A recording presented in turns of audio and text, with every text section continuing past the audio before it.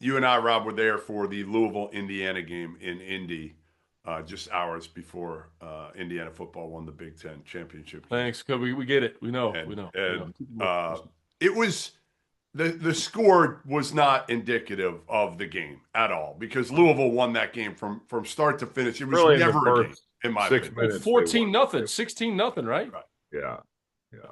Rob, how impressed are you with Louisville? Because they didn't even play great. No, but I was impressed. Yeah. Their trio of guards is phenomenal. Yes. Like that, I love Ryan Como. Loved him last year. He's Loved awesome. him at Indiana State. Love him at Louisville. And just it's really cool that he got to come back again to whatever I was about to say Bankers Life, Gamebridge in Indianapolis, and have another big game there. Had a big one when he's at Indiana State, and for him to be a Pike High School kid, and it's crazy he wasn't recruited when Pike's put out Jeff Teague and Courtney Lee and Marcus Teague and David Teague and all these great players. Like it's crazy. A lot of Teagues. A lot of Teagues. But yeah, it starts with their guard play. I really like Frew. He plays his role. He's one of the better offensive rebounders in the country. I guess you could question if he gets in foul trouble. Like, Khalifa is a great passing big, but where does their defense kind of go when he's off the floor? Love. God, I'm blanking. The four-man Hadley. I almost said Hudson. Hadley, really good player, winning player. I don't think that they played a complete game by any means, but there were flashes of like, whoa, this team can, if they can put it together and keep getting better, they can be a team that wins the whole thing. And I think for Indiana, when IU has played better high major competition, their offense has not looked nearly of what it's looked like. And Louisville took them out of that too. Minnesota did the same thing.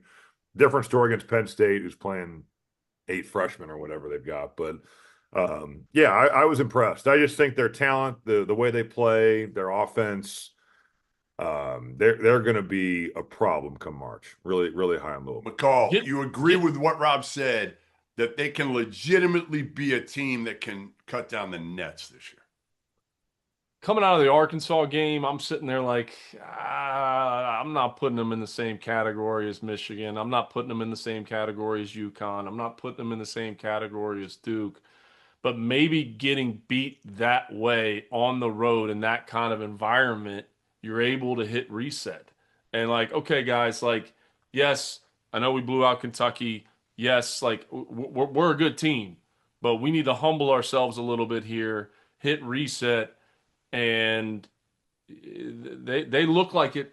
I mean, yeah, because I think it almost seemed like Saturday, and you guys were there, that Indiana still had a little bit of a hangover from Minnesota.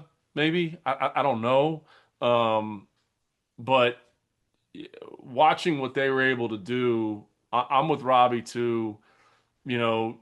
Just in terms, I mean, Mikael Brown didn't even play well. Yeah. In that Indiana game. And I'm not saying that they're he that didn't play well. And they really the game was never a game. It was never. I know Indiana tried to make a push and do this. The game was never really a game because of Conwell, because of the shot making, and he's coming off pick and rolls, and he's coming down in transition, and just, I mean, man, you think Richard Pitino would like to have him right now, right? Oh my gosh, like holy cow, like he's phenomenal. But Richard with a crosstown shootout dub. Big win. Big win. Let's go, man. Big win. That's a sweet game. That game deserves more national attention, I think. Just because like it's a great rivalry. And I know those two teams aren't necessarily great. Cincinnati needs to have a big year, and they, that was a tough loss for them. But that crowd and that environment, that's a really, really cool rivalry game. And that's what you have to do. You got to go to the bar after the game if you win it, and you got to buy everybody beers. Oh, yeah. Hey, Richard's good at that. He man. was drinking that thing a little bit gingerly, but Jeff, we know he went back to his house, smoked a cigar, and cranked back some beer. Cranked them back. The beast, man. As he should. I like Louisville a lot. The guards I'll put up against anybody in the country. We haven't even mentioned McNeely's name. And, man, when he gets loose, it's like automatic. He's a weapon. He's a weapon.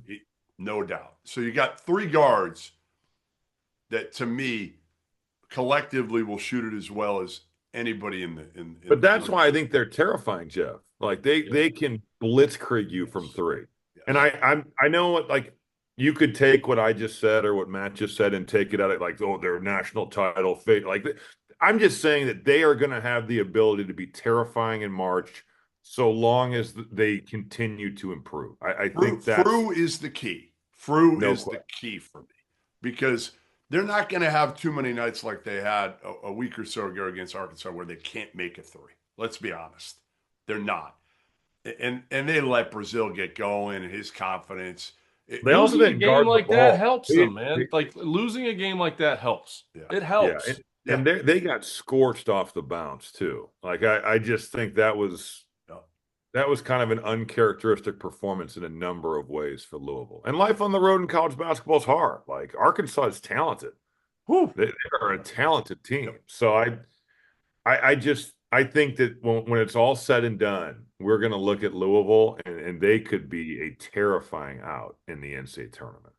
So when Indiana looked at Louisville, I think they looked across the court and they saw a team and a program that's a year in front of them. Let's be honest. Kelsey in year 2, right? You have some retention. You've got depth. You've got similar money, but you've got momentum after the year that Louisville had. And obviously, they were able to bring in an elite freshman in Mikal Brown. This Indiana team right now, to me, is just very limited, Rob, because you got 2 dudes that are elite shooters in Tucker and Wilkerson, who went for like 45, set the record a game later against Penn State with 10 and he had good looks against Louisville and just didn't make them. Correct. Right? He had some open shots.